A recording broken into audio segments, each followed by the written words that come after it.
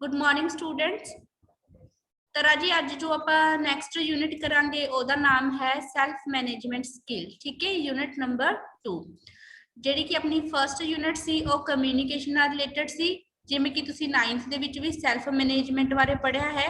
उसदे ਉਹੀ ਚੈप्टर ने बट थोड़ा ਜਿਹਾ ਇਹਦੇ ਵਿੱਚ ਕੀ ਹੋਏਗਾ ਐਡਵਾਂਸ ਹੋਏਗਾ ਉਹਦੇ ਨਾਲੋਂ। ठीक है, ਤਾਂ ਸੈਲਫ ਮੈਨੇਜਮੈਂਟ ਕੀ ਹੁੰਦਾਗਾ ਵੀ ਆਪਾਂ ਪੰਜਾਬੀ ਦੇ ਵਿੱਚ ਵੀ ਦੇਖਿਆ ਸੀ ਕਿ ਆਪਣੇ ਆਪ ਨੂੰ ਮਤਲਬ ਕਿਵੇਂ ਤੁਸੀਂ ਮੈਨੇਜ ਕਰਨਾ ਉਸ ਤਰੀਕਾ ਦੇ ਆਪਣੇ ਸਕਿੱਲਸ ਪੜਾਂਗੇ ਇਹਦੇ ਵਿੱਚ। ਠੀਕ ਹੈ, ਤੇ ਜਿਵੇਂ ਕਿ self management also refer to self control, मतलब अपने आप ਦੇ ਵਿੱਚ ਅਸੀਂ ਕਿਵੇਂ ਕੰਟਰੋਲ ਰੱਖਣਾ ਹੈ। ਕੰਟਰੋਲ ਕਿਵੇਂ ਹੁੰਦਾ ਹੈ, ਜਿਵੇਂ ਕਿ ਕਿਸੇ ਦੇ ਇਮੋਸ਼ਨਸ ਹੋ ਗਏ, ਥਾਟ ਹੋ ਗਏ ਜਾਂ ਬਿਹੇਵੀਅਰ ਹੋ ਗਿਆ।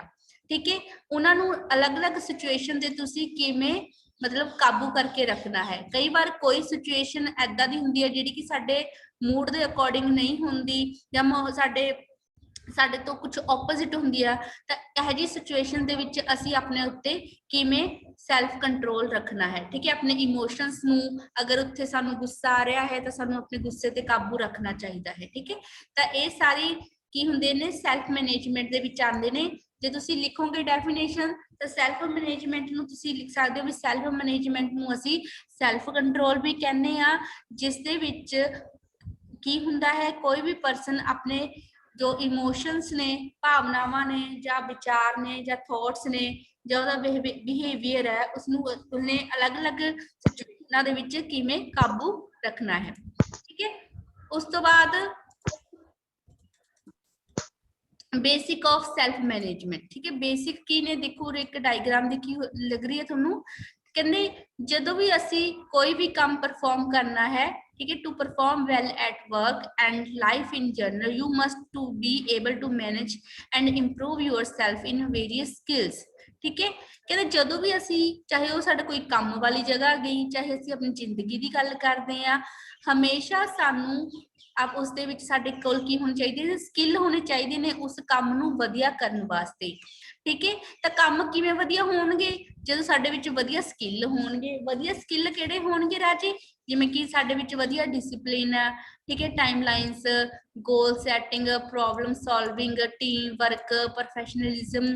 ठीक है, ये सारी चीज़ां मतलब ये सारे गुण साडे विच होने चाहिए ने कि असीं किवें डिसिप्लिन दे विच रहना, किवें असीं टाइमलाइनस नूं फॉलो करना, किवें अपनी लाइफ दे विच एक गोल सैट करना, जे कोई सानूं कोई प्रॉब्लम आंदी है उहनूं किवें सॉल्व करना, एक ग्रुप दे विच किवें काम करना। ठीक है, तो ये सारी चीज़ां साडे सैल्फ मैनेजमेंट दा भाग है। ਹੁਣ देखो कहते following some skills you must master succeed in life.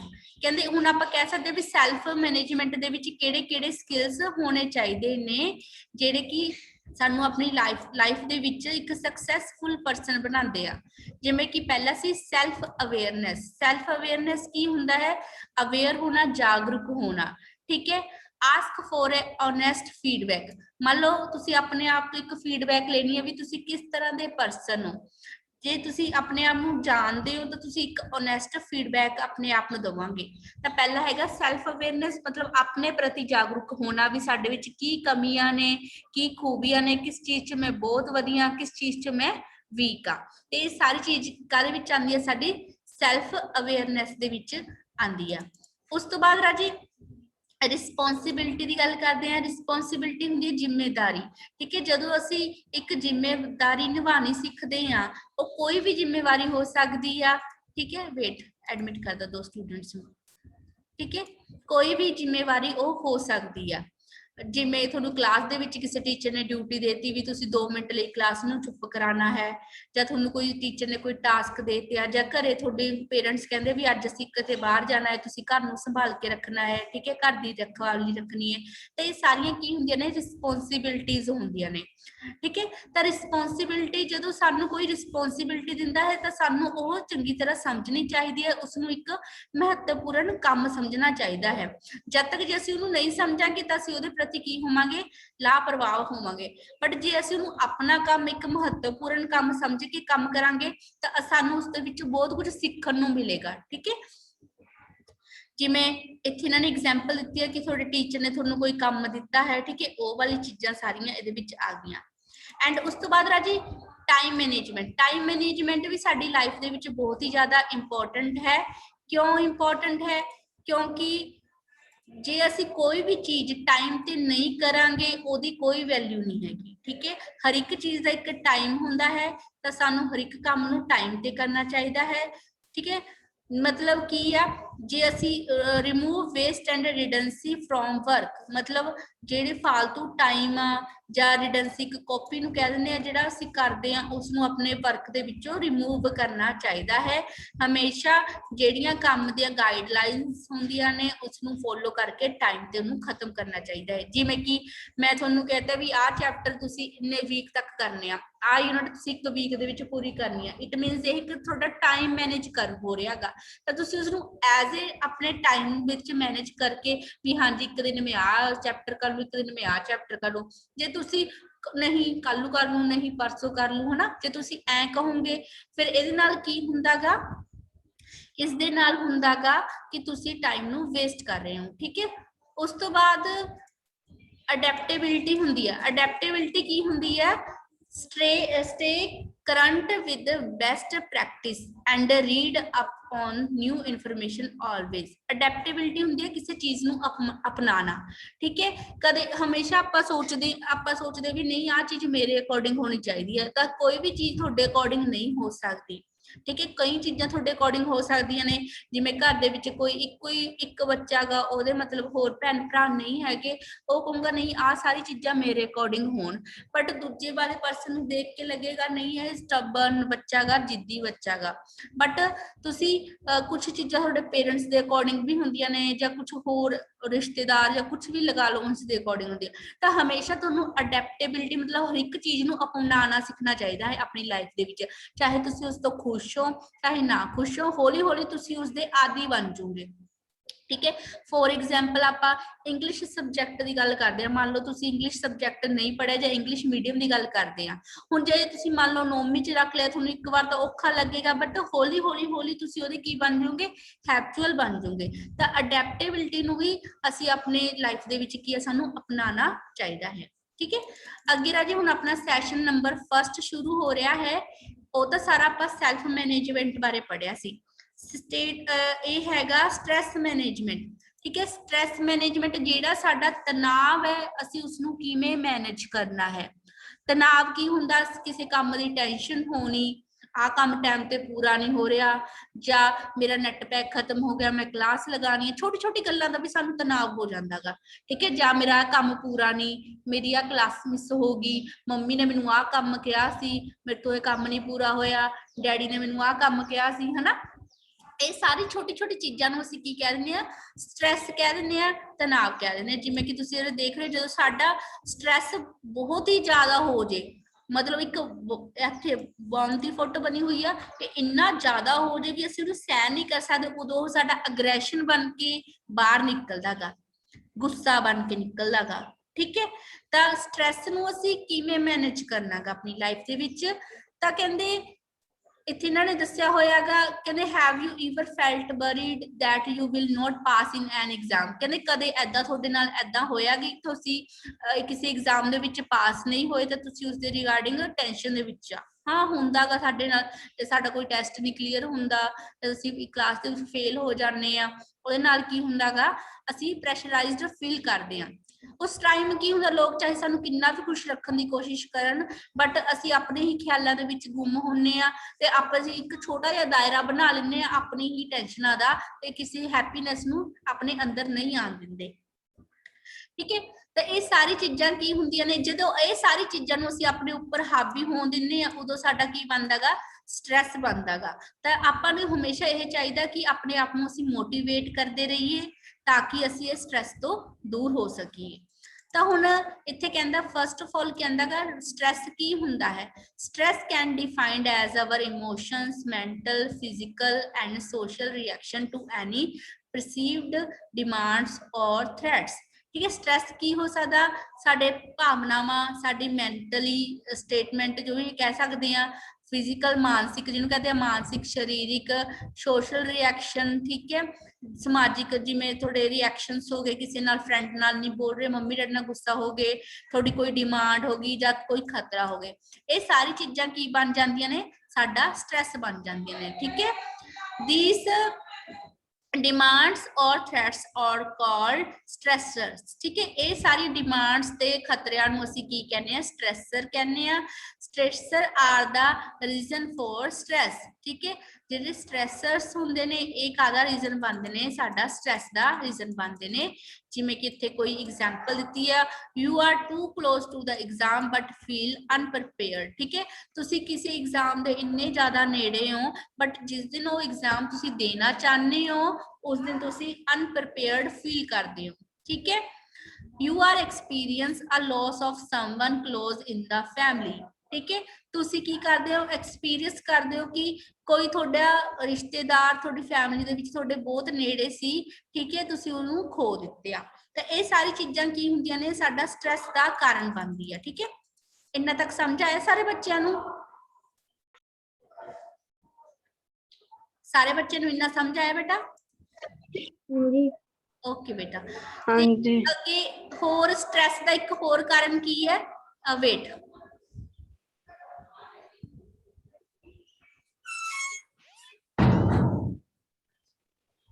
ਹਾਂਜੀ, ਸਟ੍ਰੈਸ ਦਾ ਇੱਕ ਹੋਰ ਕਾਰਨ ਹੈ ਜਦੋਂ ਸਾਡੀ ਨੀਂਦ ਨਹੀਂ ਪੂਰੀ ਹੁੰਦੀ ਤਾਂ ਸਾਨੂੰ ਹਮੇਸ਼ਾ ਨੀਂਦ ਆਪਣੀ ਪੂਰੀ ਕਰਨੀ ਚਾਹੀਦੀ ਹੈ, ਟਾਈਮ ਸਿਰ ਸੋਣਾ ਚਾਹੀਦਾ ਹੈ।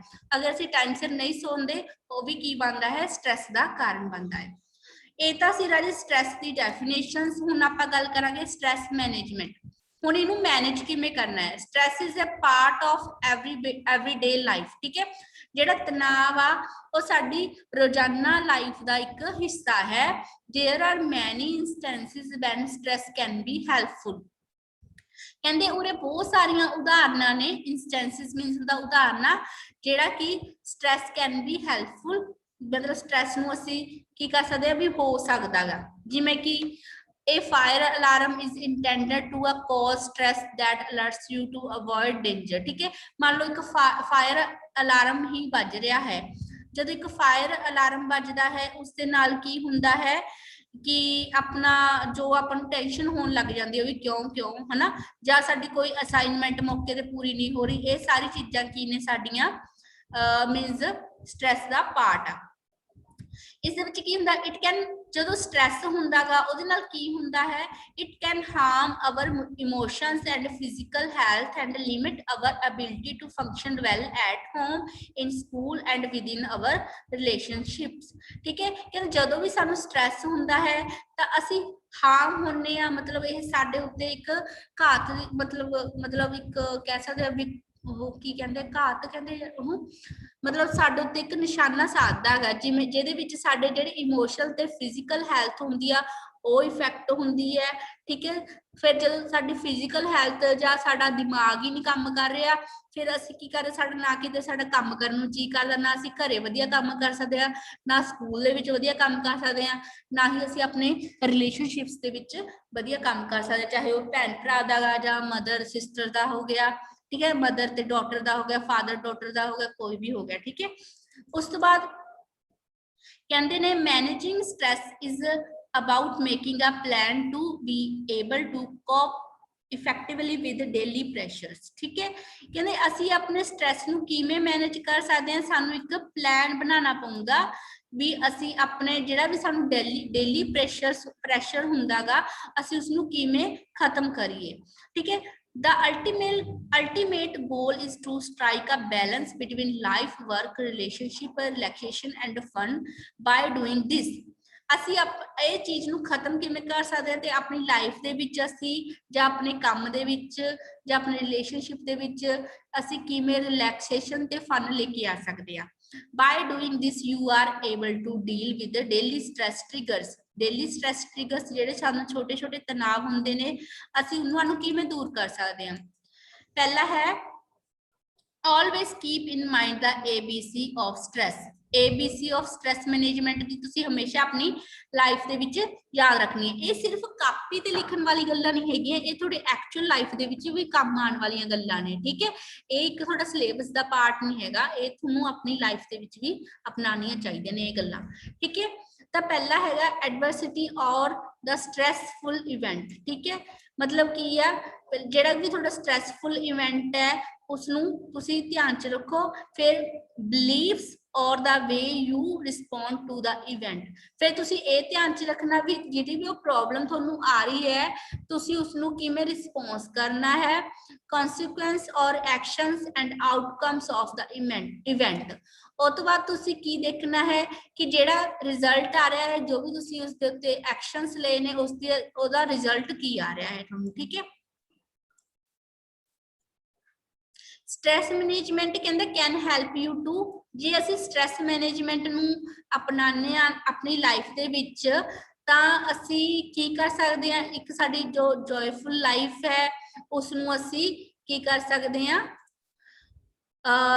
ਮਤਲਬ ਐਡ ਹੋ, ਹਾਂਜੀ, ਇੱਕ ਸਾਡੀ ਜੋਇਫੁਲ ਲਾਈਫ ਹੋ ਸਕਦੀ ਹੈ। Focus and complete task on time, ਅਸੀਂ ਆਪਣੇ ਕੰਮ ਨੂੰ ਟਾਈਮ ਤੇ ਪੂਰਾ ਕਰ ਸਕਦੇ ਹਾਂ, ਅਸੀਂ ਇੱਕ ਹੈਪੀ ਪਰਸਨ ਬਣ ਕੇ ਰਹਿ ਸਕਦੇ ਹਾਂ।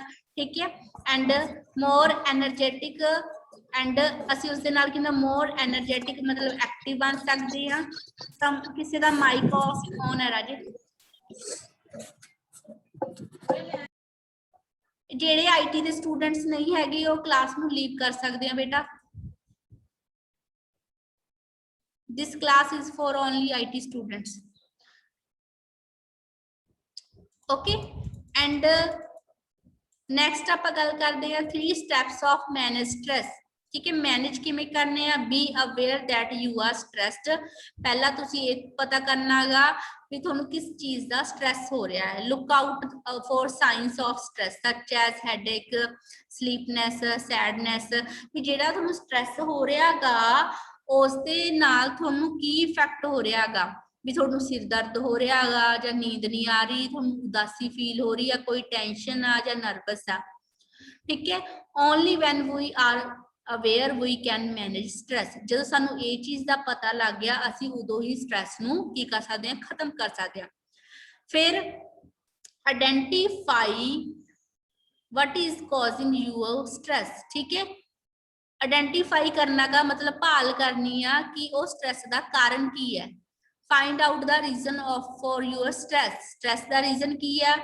Is it because of exam करके हो रहा कि फैमिली प्रैशर आ या कोई मनी इशू आ या तुसी जेड़ा खाना गा ढंग सिर नहीं खा रहे। एंड उस तो बाद हैगा अप्लाई 3 स्टेप, तीसरा स्टेप हैगा अप्लाई स्ट्रेस मैनेजमेंट मैथड। जेड़ा आपां स्ट्रेस मैनेजमेंट मैथड पढ़िया है उसनू तुसी अप्लाई करना है। Use time management tools to manage your time well, time management tools. ठीक है, भी काम टाइम ते करना गा ते अपने टाइम नू की करना तुसी मैनेज करना। सब तो पहला तुसी इंपोर्टेंट काम दे उत्ते फोकस करना। मान लो अपन नू स्ट्रेस उदों भी हो जाता जदों कोई सानू घरे 4-5 काम दे दे, पहला तू आ करना फिर आ करना फिर आ करना, है ना, फिर असीं सोचण लग जांदे भी मैं शुरू कित्थों करा। तो सब तो पहला ओ वाले काम नू प्रायोरिटी दो जेड़ा इंपोर्टेंट है। ठीक है, जेड़ा काम इंपोर्टेंट है पहला उन्होंने दो, फिर तो सैकेंड इंपोर्टेंट, फिर थर्ड इंपोर्टेंट, फिर फोर्थ, जिवें कि जेदी सब तो घट इंपोर्टेंस है उन्होंने सब तो एंड ते कर लो। ठीक है, उस तो बाद talk to someone close about the issue. जे तुहानू फिर भी कुछ नहीं समझ लग रहा फिर जेदे नाल तुहाडी बाली वधिया बनदी है, चाहे तुहाडा कोई टीचर आ, चाहे पेरेंट्स है, चाहे फ्रेंड है, उसदे नाल अपना इशू डिस्कस करो। ठीक है, take time to relax by exercising. ठीक है, जे तो मतलब तुहानू हजे स्ट्रेस हो रहा गा, थोड़ा काम करने को दिल नहीं कर रहा गा, है ना, तुहानू समझण दा भी नहीं कुछ पता लग रहा, फिर तुसी अपने आप नू रिलैक्स करो। रिलैक्स किवें कर सकते हो, तुसी एक्सरसाइज कर सकते हो। ठीक है, योगा भी कर सकते हो, टीवी भी देख के कोई मूवी देख ली, फनी शो देख लिया, हासी मजाक वाला, उहदे नाल थोड़ा की होगा तुसी रिलैक्स फील करोगे। उस तो बाद राजे मैनेजमेंट टेक्निक्स आ गई। ठीक है, टेक्निक्स की हो गई यही आपां जेड़ी इंपोर्टेंट हाईलाइट्स ने पॉइंट यही तुसी नोटबुक ते नोट करने ने सारियां ने। मैनेजमेंट टेक्निक्स आंदियां ने टाइम मैनेजमेंट। ठीक है, वही proper time management one of the most effective stress relieving technique. जे तुसी हर एक काम ही टाइम ते कर लोगे ਫਿਰ ਕੀ ਹੋਏਗਾ, ਤੁਹਾਨੂੰ ਸਟ੍ਰੈਸ ਨਹੀਂ ਹੋਏਗਾ। ਸਟ੍ਰੈਸ ਕਦੋਂ ਹੁੰਦਾ, ਜਦੋਂ ਸਾਡੇ ਕੰਮ ਪੈਂਡਿੰਗ ਹੁੰਦੇ ਨੇ, ਠੀਕ ਹੈ। ਉਸ ਤੋਂ ਬਾਅਦ physical exercise and fresh air, ਠੀਕ ਹੈ। ਫਿਜ਼ੀਕਲ ਐਕਸਰਸਾਈਜ਼ ਕਰੋ, ਫਰੈਸ਼ 에ਅਰ ਲਓ, ਮਾਰਨਿੰਗ ਵਾਕ ਤੇ ਜਾਓ, ਜਿਹਦੇ ਨਾਲ ਕੀ ਆ, ਸਾਨੂੰ ਜਿਹੜੀ ਸਾਡੀ ਬਰੀਥ ਮੈਡੀਟੇਸ਼ਨ ਜਾਂ ਯੋਗਾ ਕਰਦੇ ਆ, ਉਹਦੇ ਨਾਲ ਕੀ ਹੁੰਦਾ, ਸਾਨੂੰ ਜੋ ਹੈ ਫਰੈਸ਼ 에ਅਰ ਸਾਡੀ ਬੋਡੀ ਦੇ ਵਿੱਚ ਜਾਂਦੀ ਹੈ, ਬਲੱਡ ਸਰਕੂਲੇਸ਼ਨ ਵਧੀਆ ਹੁੰਦਾ ਗਾ, ਠੀਕ ਹੈ।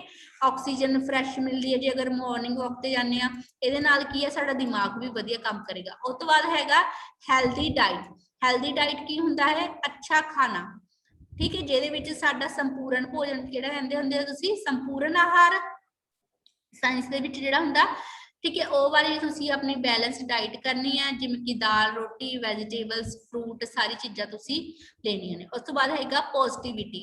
ਪੋਜ਼ਿਟਿਵਿਟੀ ਕੀ ਹੁੰਦੀ ਆ, ਆਪਣੇ ਦਿਮਾਗ ਦੇ ਵਿੱਚ ਨੈਗੇਟਿਵ ਖਿਆਲਾਂ ਨੂੰ ਕੱਢ ਦੇਣਾ ਤੇ ਚੰਗੇ ਵਿਚਾਰਾਂ ਨੂੰ ਆਉਣ ਦੇਣਾ। ਜੇ ਤੁਹਾਡੇ ਦਿਮਾਗ 'ਚ ਚੰਗੇ ਵਿਚਾਰ ਹੋਣਗੇ, ਕੰਮ ਵੀ ਤੁਸੀਂ ਚੰਗੇ ਕਰੋਗੇ, ਠੀਕ ਹੈ। ਜੇ ਵਿਚਾਰ ਹੀ ਗੰਦੇ ਨੇ ਤਾਂ ਕੰਮ ਵੀ ਗੰਦੀ ਕਰੋਗੇ, ਠੀਕ ਹੈ। ਤਾਂ ਪੋਜ਼ਿਟਿਵਿਟੀ ਹੋਣੀ ਬਹੁਤ ਜ਼ਰੂਰੀ ਹੈ। ਉਸ ਤੋਂ ਬਾਅਦ ਹੈਗਾ ਆਰਗੇਨਾਈਜ਼ਿੰਗ ਐਕੈਡਮਿਕ ਲਾਈਫ, ਨੋ ਡੀਲਿੰਗ, ਠੀਕ ਹੈ। ਐਕੈਡਮਿਕ ਲਾਈਫ ਕੀ ਹੁੰਦੀ ਆ, ਤੁਹਾਡਾ ਪੜ੍ਹਨ ਲਿਖਣ ਦੀ ਲਾਈਫ, ਠੀਕ ਹੈ।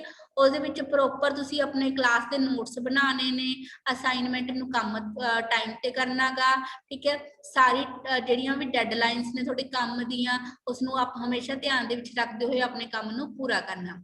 ਉਸ ਤੋਂ ਬਾਅਦ ਸਲੀਪਿੰਗ, ਠੀਕ ਹੈ। ਨਾਈਟ ਦੇ ਵਿੱਚ ਜਲਦੀ ਸੋ ਜਾਣਾ, ਘੱਟੋ ਘੱਟ 7 ਘੰਟਿਆਂ ਦੀ ਨੀਂਦ ਲੈਣੀ ਜ਼ਰੂਰੀ ਹੈ ਦਿਮਾਗ ਤੇ ਬੋਡੀ ਲਈ, ਤਾਂ ਕਿ ਤੁਸੀਂ ਆਪਣੇ ਆਪ ਨੂੰ ਨੈਕਸਟ ਡੇ ਰਿਚਾਰਜ ਫੀਲ ਕਰੋ, ਠੀਕ ਹੈ। ਜਿਵੇਂ ਫੋਨ ਦੀ ਬੈਟਰੀ ਖਤਮ ਹੋ ਜਾਂਦੀ, ਜੇ ਆਪਾਂ ਫੋਨ ਚਲਾਈ ਜਾਈਏ, ਵਿਚਾਰਿਆਂ ਦੀ ਬੈਟਰੀ ਡੈਡ ਹੋ ਜਾਂਦੀ। ਜਦ ਆਪਾਂ ਆਪਣੀ ਬੋਡੀ ਨੂੰ ਰੈਸਟ ਕਦੋਂ ਦਵਾਂਗੇ, ਜਦੋਂ ਅਸੀਂ ਸੋਵਾਂਗੇ। ਜੇ ਸੋਵਾਂਗੇ ਤਾਂ ਰੈਸਟ ਆਪਾਂ ਚਾਰਜ ਹੋਵਾਂਗੇ, ਠੀਕ ਹੈ। ਉਸ ਤੋਂ ਬਾਅਦ ਨੈਕਸਟ ਹੈ holidays with family and friends. ਹਮੇਸ਼ਾ ਕਹਿੰਦੇ ਮਹੀਨੇ 'ਚ ਇੱਕ ਵਾਰ ਜਾਂ ਆਪਣਾ 2 ਮਹੀਨਿਆਂ 'ਚ ਇੱਕ ਵਾਰ ਹਮੇਸ਼ਾ ਕਿਤੇ ਘੁੰਮਣ ਜਾਓ, ਜਿਹਦੇ ਨਾਲ ਕੀ ਹੈ, ਤੁਹਾਡਾ ਮਾਈਂਡ ਫਰੈਸ਼ ਹੋ ਸਕਦਾ। ਘੁੰਮਣ ਦਾ ਮਤਲਬ ਇਹ ਨਹੀਂ ਆਪਾਂ ਦੂਰ ਦੇ ਟੂਰ ਕੱਢਣੇ ਆ, ਚਾਹੇ ਮਾਰਕੀਟ ਚਲੇ ਗਏ, ਠੀਕ ਹੈ, ਚਾਹੇ ਫਰੈਂਡਸ ਦੇ ਘਰੇ ਚਲੇ ਗਏ, ਜਿੱਥੇ ਤੁਹਾਨੂੰ ਵਧੀਆ ਲੱਗਦਾ, ਚਾਹੇ ਨਾਨਕੇ ਚਲੇ ਗਏ, ਠੀਕ ਹੈ। ਇਹ ਸਾਰੀ ਚੀਜ਼ਾਂ ਹੋ ਗਈਆਂ। ਉਸ ਤੋਂ ਬਾਅਦ ਹੈਗਾ ਐਬਿਲਿਟੀ ਟੂ ਵਰਕ ਇੰਡੀਪੈਂਡੈਂਟਲੀ, ਠੀਕ ਹੈ। ਇੰਡੀਪੈਂਡੈਂਟਲੀ ਮਤਲਬ ਇਕੱਲੇ ਆਪਣੇ ਸਹਾਰੇ, ਆਪਣੇ ਬਲਬੂਤੇ ਤੇ ਤੁਸੀਂ ਕੰਮ ਕਰਨ ਦੇ ਵਿੱਚ ਸક્ષਮ ਹੋਵੋ, ਠੀਕ ਹੈ। ਕਿਸੇ ਤੇ ਡਿਪੈਂਡ ਨਾ ਹੋ, ਆਪਣਾ ਕੰਮ ਕੀ ਹੈ ਤੁਸੀਂ ਖੁਦ ਕਰੋ, ਠੀਕ ਹੈ।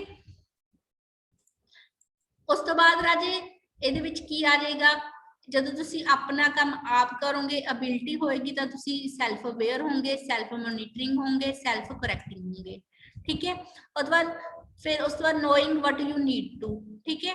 ਫਿਰ ਤੁਹਾਨੂੰ ਐ ਵੀ ਪਤਾ ਲੱਗ ਜਾਊਗਾ ਵੀ ਤੁਹਾਨੂੰ ਕਿਸ ਚੀਜ਼ ਦੀ ਜ਼ਰੂਰਤ ਹੈ। Taking the initiative rather than being told what to do, ਠੀਕ ਹੈ। ਇਨੀਸ਼ੀਏਟਿਵ ਲੈਣਾ ਸਿੱਖੋ, ਨਾ ਕਿ ਇਹ ਸੋਚੋ ਵੀ ਮੈਨੂੰ ਕੀ ਕਰਨਾ ਚਾਹੀਦਾ ਹੈ। ਆਪਣੀ ਗਲਤੀਆਂ ਨੂੰ ਪਹਿਚਾਨੋ ਤੇ ਦੂਸਰਿਆਂ ਦੇ ਉੱਤੇ ਬਲੇਮ ਨਾ ਕਰੋ, ਠੀਕ ਹੈ। Having the ability and the will learn to continuously, ਠੀਕ ਹੈ। ਹਮੇਸ਼ਾ ਸਿੱਖਣ ਦੀ ਸ਼ਮਤਾ ਨੂੰ ਜਿੰਦਾ ਰੱਖੋ, ਸਿੱਖਦੇ ਰਹੋ ਲਗਾਤਾਰ, ਠੀਕ ਹੈ। ਕਿਉਂਕਿ ਸਿੱਖਣ ਦੀ ਕੋਈ ਉਮਰ ਨਹੀਂ ਹੁੰਦੀ, ਆਪਾਂ ਬਹੁਤ ਸਾਰੀ ਚੀਜ਼ਾਂ ਸਿੱਖਦੇ ਹਾਂ ਰੋਜ਼ ਡੇਲੀ ਲਾਈਫ ਦੇ ਵਿੱਚ।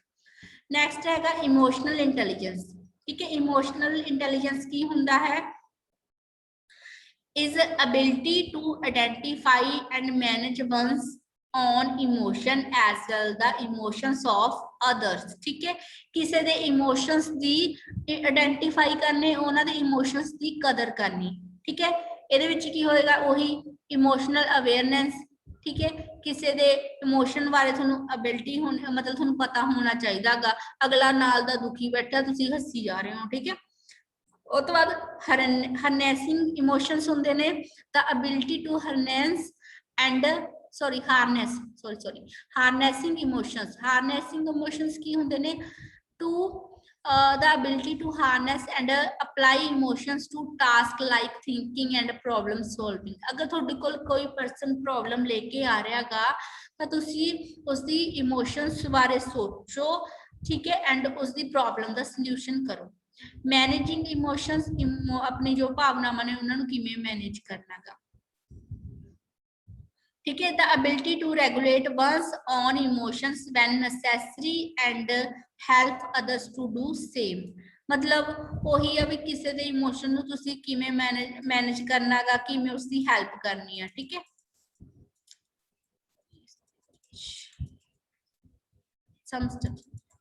इस दे विच स्टेप्स आ गए राजे।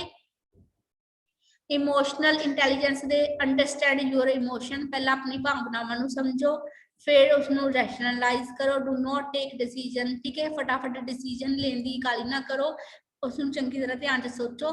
फिर की है practice to meditation and yoga to keep yourself calm, ठीक है। अगर तुसी अपने आप नूं काम रखना चाहते हो तो मेडिटेशन ते योगा बेस्ट वे ने, ठीक है, अपने आप नूं काम रखने दे। तुहाडा सैशन कंप्लीट हो गया है। Now we look for activity session. देखो इतने एक सब्जेक्टिव क्वेश्चन यही ने, describe stress and stress management in your own words. ये तो तुसी दस दोगे सारे जने ना? हाँ जी, देयर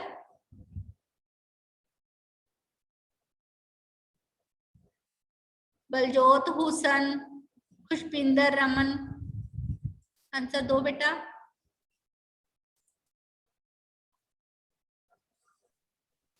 ਜਦੋਂ ਜੀ ਸਾਨੂੰ ਫਿਰ हाँ जी, ਜਦੋਂ ਕਿਸੇ ਗੱਲ ਨੂੰ ਲੈ ਕੇ ਜੀ ਆਪਾਂ ਸਟ੍ਰੈਸ ਲੈਣੇ ਆਗੇ, हाँ हाँ हाँ ਜਿਵੇਂ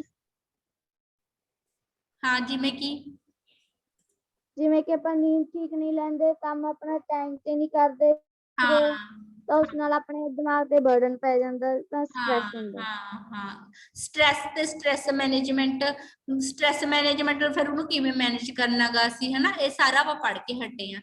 ਇਹਦੇ ਵਿੱਚ आई थिंक MCQ कोई है नहीं ਤੁਹਾਡਾ। ठीक है, ਤਾਂ ਤੁਸੀਂ ਜਿਹੜੇ ਮੇਨ ਦਾ ਲੈਸਨ ਦੇ ਵਿੱਚ ਜਿਹੜੇ ਕੁਐਸਚਨ ਲਿਖੋਗੇ ਉਹੀ ਨੇ ਜਿਹੜੇ ਹਾਈਲਾਈਟ ਕਰਕੇ ਤੁਹਾਨੂੰ ਦਿੱਤੇ ਹੋਏ ਨੇ ਸਾਰਿਆਂ ਨੂੰ, ਠੀਕ ਹੈ। ਓਕੇ, ਇੱਕ ਮਿੰਟ ਹੁਣ ਮੈਂ ਮਾੜਾ ਸਕਰੀਨਸ਼ਾਟ ਲੈ ਲਾਂ। ओहो,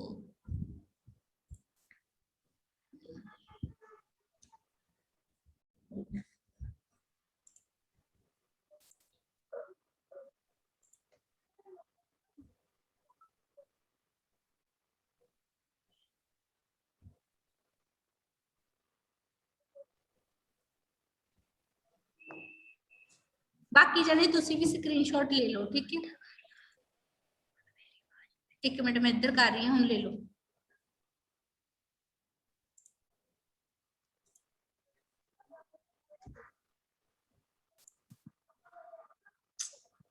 मेरा नेट ही नहीं चल रहा, तुसी ले लो राजे स्क्रीनशॉट इधरों, ठीक है। हुण मैं कैमरा टर्न ऑफ कर, हाँ स्क्रीन स्टॉप कर रही हूँ। पार्टिसिपेंट्स की भी ले लियो, ठीक है। सारे जने अपना एक बार कैमरा ऑन कर लो।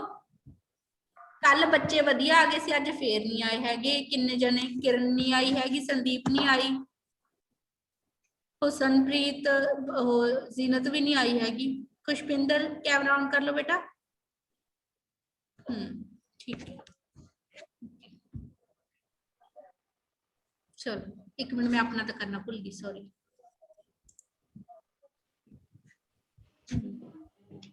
चलो मैं प्रिंट स्क्रीन ली, ठीक है। बाकी स्क्रीनशॉट मैंने ग्रुप दे विच सेंड कर दो पार्टिसिपेंट्स वाले, ठीक है। हले मैं बंद नहीं कर रही मीटिंग, तुसी कर दो, मैं रिकॉर्डिंग स्टॉप कर दूंगी।